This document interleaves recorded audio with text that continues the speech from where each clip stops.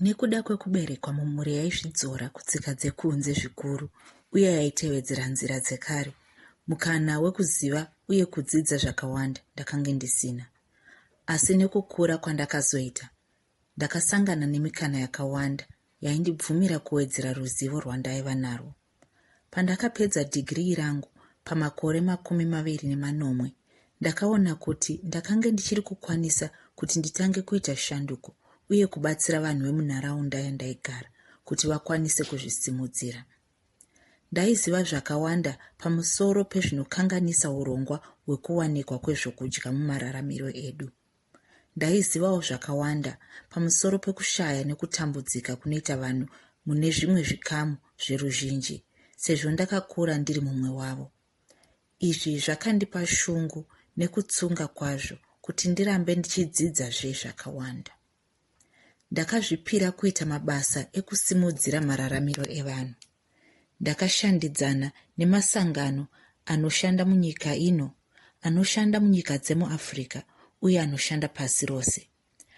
Ndakasarudzwa kuenda kunzvimbo kwandaidzidziswa kuti ndikwanise kubatsira vanhu vandinoshandidzana navo munharaunda.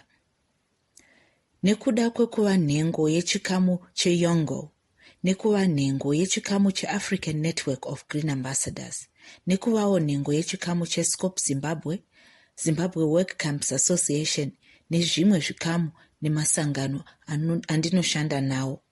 Zvose zvinova zviri kuedza kufambisa shanduko ichazobatsira munhu wese uye ichapa masimba kunyanya kune vechidiki kuti tikwanise kushandura urongwa hwekuwanikwa kwezvokudya mumararamiro edu. Chinhu chatinokwanisa kuita isimba ratinaro mumaoko edu. Ndizvo zvinoita kuti ndirambe ndichiedza zuva nezuva kushanda nesimba kuti tigadzirise urongwa hunogona kupa masimba kune vechidiki muno uyewo munyika dzakatikomberedza.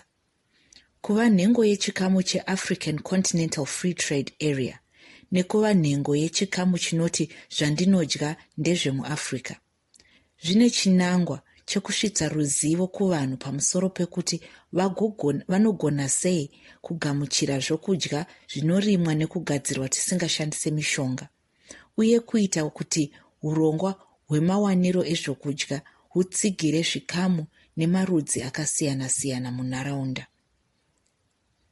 Ndinonzwa kukomborerwa nekuda kwekurarama mune ino nguva yatiri, ndichikwanisa kuva nechokuita neshanduko dzatiri kuunza mukurarama kwedu, iyo inova yakakosha zvikuru.